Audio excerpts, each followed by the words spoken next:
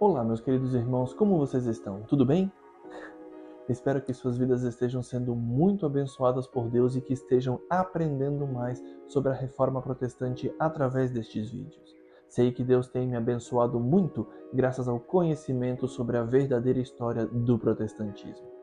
Finalmente, estamos no último vídeo sobre Martinho Lutero. Vamos concluir sua vida e obra hoje. Obviamente que não é tudo que se pode dizer a respeito dele, seriam necessários vários vídeos para isso. Mas creio firmemente que o que foi falado aqui era o que Deus queria que soubéssemos. Louvado seja o nome do Senhor por isso, amém? Fique comigo e vamos concluir esta maravilhosa história sobre Lutero, um homem para o seu tempo. Meu nome é Diego Isalralde e eu sou teólogo protestante. Vamos começar? Bom, no vídeo anterior tínhamos comentado que Lutero havia sido sequestrado.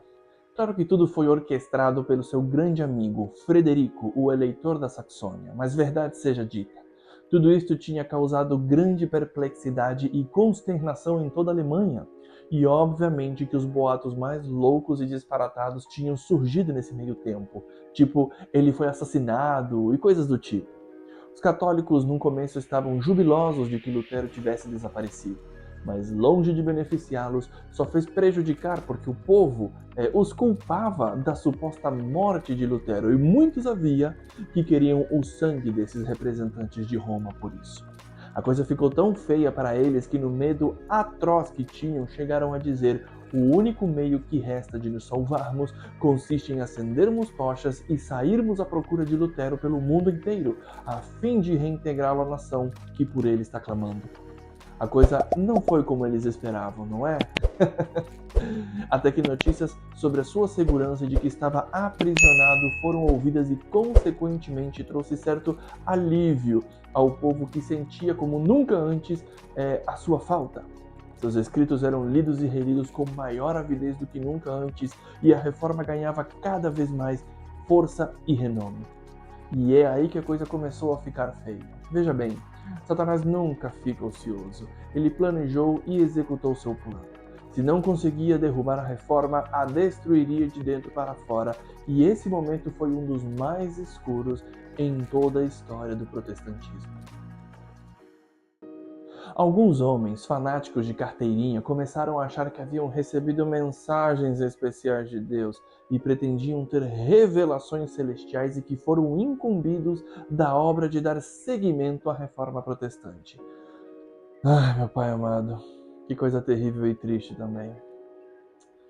Chegavam a tal ponto que um desses dizia ter tido revelação e instrução especial do próprio querubim Gabriel. Juntando-se a ele e os outros fanáticos, foram aos companheiros de Lutero para serem aceitos da forma que fosse em todas as suas pretensões, por mais ridículas e nada bíblicas que fossem. Melanchthon e seus seguidores, os seus colegas, estavam perplexos, já que nunca tinham se deparado com uma situação minimamente parecida. Afinal, eles não se uniram e mais do que nunca suplicavam a Deus pelo retorno de Martinho.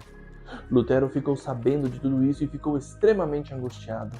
Nem o Papa ou o Rei haviam causado maior tristeza e angústia no reformador quanto estes malucos fanáticos estavam produzindo no coração dele. Não podendo suportar mais esta situação, percebeu que era hora de retornar, sem demora, para Wittenberg. Lembremos que o Império o havia condenado, inimigos tinham o direito de tirar-lhe a vida e aos amigos e simpatizantes era proibido dar-lhe qualquer ajuda. Essa jornada era perigosa demais. Numa carta, pediu desculpas ao eleitor da Saxônia por ter que sair de Wartburgo desse jeito, mas deixou bem claro que tinha plena fé de que Deus seria a sua proteção. Apenas havia chegado e os rumores se espalharam rapidamente, fazendo com que centenas de pessoas fossem à igreja de Wittenberg para ouvi-lo pregar. No seu primeiro sermão, após tão longa ausência, deixou claro que achava a missa uma coisa muito má e um péssimo substituto da Santa Ceia. Mas mesmo assim, ninguém deveria ser arrancado dela à força. Deveriam ler as Sagradas Escrituras e Deus deixará clara qual é a sua vontade. Foi um sermão poderoso porque ela deixou bem clara que nada deveria ser forçado ou feito por obrigação, já que João 8,32 diz: Então conhecerão a verdade e a verdade vos libertará. Durante toda uma semana, Martinho pregou para ávidas multidões. A palavra de Deus estava quebrando o encanto do alvoroço fanático. O poder do evangelho estava trazendo de volta os descarrilados e enganados. Você deve estar se perguntando o que aconteceu com os fanáticos? Então, Martinho não tinha lá qualquer interesse em falar com eles, mas quando pediram uma entrevista, ele a concedeu. Não está registrado o que foi que ele disse, mas foi tão contundente ao desmascarar essas pretensões que esses blasfemos logo foram embora de Wittenberg. Havia, no entanto, um fanático em especial, o mais ativo deles, Thomas Munzer. Verdade seja dita, ele era habilidoso e se tivesse permitido que Deus de fato o guiasse, teria sido uma grande adição à reforma. Mas havia uma questão que não podia ser simplesmente ignorada. Munzer queria transformar o mundo, mas esqueceu-se, como todo entusiasta, que a verdadeira transformação começa com ele mesmo antes de ir para os outros. Ele só queria posição e influência e não queria ficar de jeito nenhum em segundo lugar e perder até mesmo para Lutero.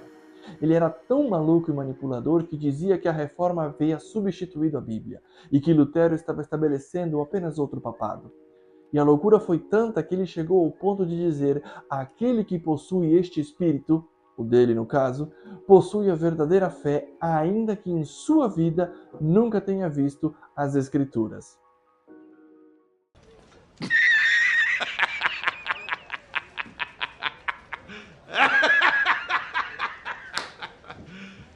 You serious?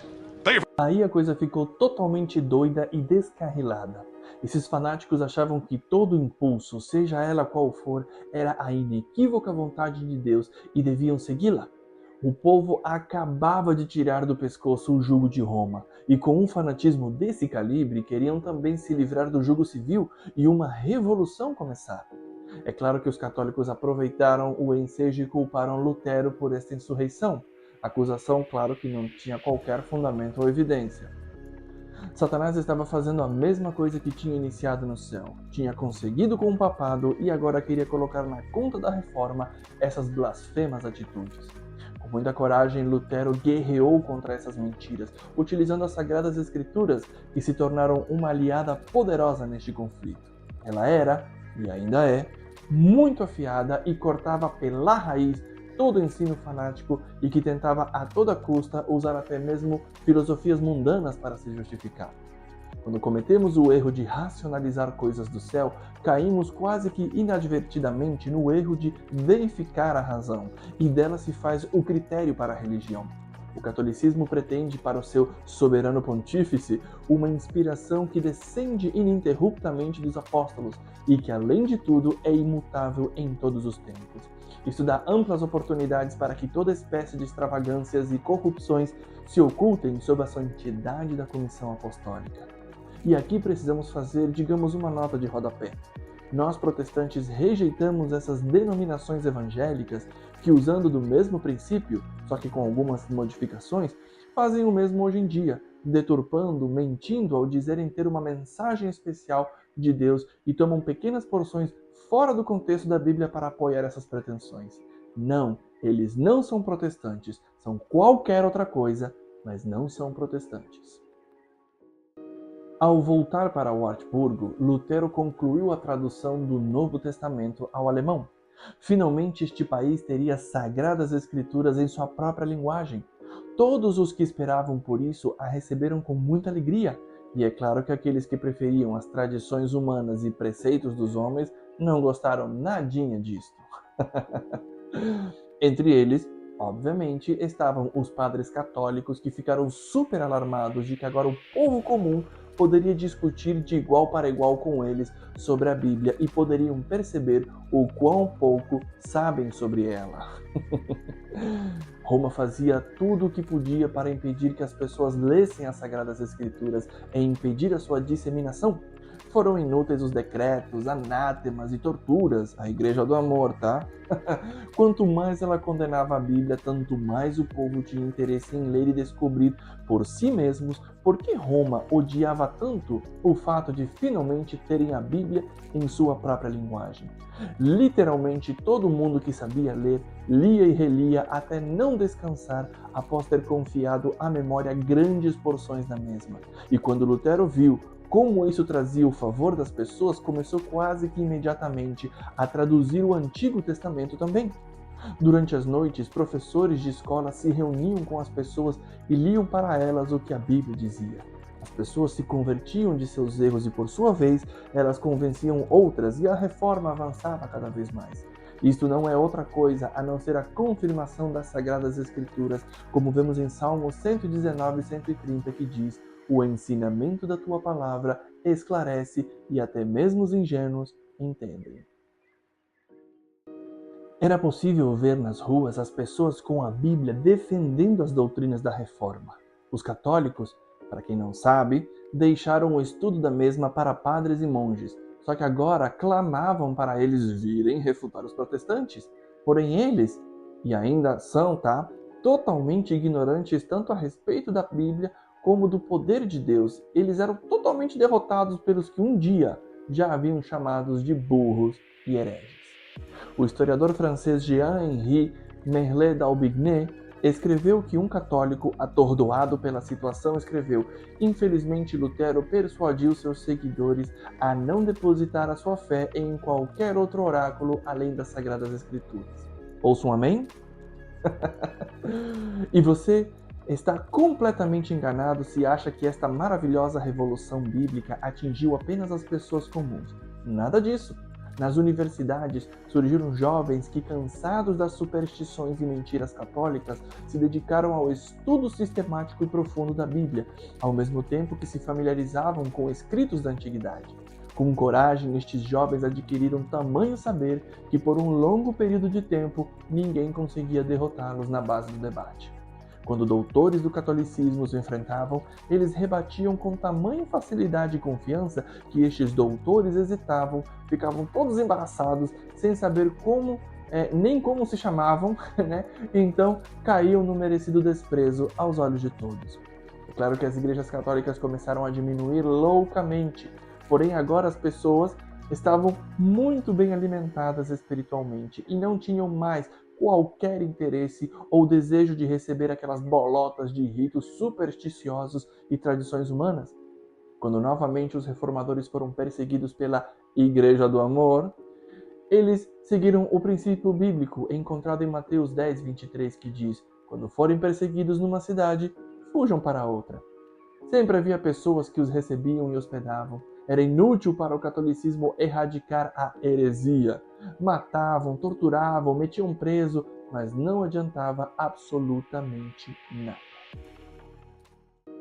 É claro que não concordamos com tudo que Lutero ensinava ou falava. Infalibilidade bíblica terminou com o apóstolo João após escrever o Apocalipse, Ele e seus colaboradores fizeram um nobre trabalho para a causa de Deus, iluminando o mundo com as Sagradas Escrituras. Porém, eles vieram de Roma e, crendo e defendendo as suas doutrinas, tantos anos, era meio que uma possibilidade eles não terem se desintoxicado completamente dos seus enganos. O trabalho deles era quebrar os pesados grilhões romanos e dar a Bíblia para o mundo. E apesar de que houve importantes verdades que eles não conseguiram descobrir em vida, isso não desfaz a sua obra. Eles continuaram a observar festas papais e a observar o domingo. Os que receberam as grandes bênçãos da Reforma não levaram a tocha adiante da maneira tão nobremente feita por Lutero. De quando em quando, homens inspirados por Deus se levantavam para proclamar as verdades bíblicas e expor os erros longamente acariciados. Da mesma forma que os judeus nos tempos de Cristo, ou até mesmo os papistas nos tempos de Martinho, as pessoas estavam satisfeitas em seguir as crenças de seus pais sem se darem ao trabalho de estudar mais profundamente a Bíblia. Dessa forma, tudo começou a se degenerar novamente em formalismo e superstição ao colocar a palavra de Deus de lado. Ao invés de lutarem contra isso, esses erros foram novamente retidos e acalentados. Assim sendo, a reforma que um dia iluminou o mundo gradualmente morreu e hoje em dia existe sim uma grande necessidade de reforma, como nos tempos de Lutero. Por incrível que possa parecer, Roma não conseguiu matar Lutero. Ele morreu de causas naturais em 1546 na cidade de Eisleben. Antes disso, no entanto, ele chegou a casar-se com uma ex-freira chamada Catarina von Bora e teve 6 filhos chamados Johannes, Elisabeth, Magdalena, Martin, Paul e Margareta. Desses 6, apenas Margareta foi a única que manteve a linhagem de Lutero até nossos dias. Um descendente ilustre da família Lutero é o ex-presidente alemão Paul von Hindenburg. Bom, galerinha de Deus, infelizmente nosso vídeo está chegando ao seu fim. Foi incrível compartilhar a verdadeira história do reformador Martinho Lutero. Porém, antes de terminarmos, gostaria de deixar algumas perguntas e respostas rápidas para conhecimento e aprendizado de todos. Pode ser? Vamos lá. Primeira pergunta. Dizem por aí que Martinho Lutero criou o protestantismo. É verdade isso? E a resposta é com certeza não. Tem certa denominação que até os dias de hoje não consegue engolir a derrota contra este destemido reformador e ficam espalhando essas mentiras. Não! Como falamos desde o início, o protestantismo surgiu graças aos valdenses, séculos, literalmente séculos antes do nascimento de Lutero. Segunda pergunta, mas vem cá, ele não tinha sido o primeiro a traduzir as Sagradas Escrituras? E a resposta é lógico que não.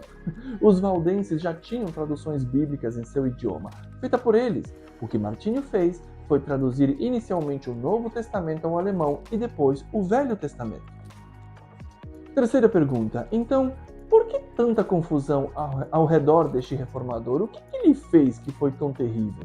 E a resposta é, ele foi contra a mentira dos indultos. Era apenas um dos tantos esquemas católicos para conseguir dinheiro, graças à total ignorância do povo sobre a verdade da morte e de praticamente tudo o que tem a ver com a Bíblia. A quarta pergunta, como fazer a diferença entre tradição e a Bíblia se você não é um especialista no assunto? Bom, a resposta é bem simples, vá até a Bíblia e ela te dará a resposta. Pode-se aplicar o princípio paulino que podemos encontrar em 1 Tessalonicenses 5:21, que diz: mas ponham à prova tudo o que é dito e fiquem com o que é bom. Traduzindo, caso haja alguém que conseguiu não entender, se o que você for ler está de acordo com as Sagradas Escrituras, então está tudo certo. Agora, quando o que você lê não coincide com a Bíblia, seja quem falou, não vale nada. Bom, na próxima semana iremos para a Suíça e falaremos com quem deu vida à reforma no país do chocolate, Ulrico Zwinglio. Isso aí, é um nome bem difícil mesmo. Lembre-se sempre, não acredite em tudo o que vê ou escuta, mas faça o teste com a eterna palavra de Deus, já que para um cristão nada mais importa a não ser assim diz o Senhor. Até a próxima!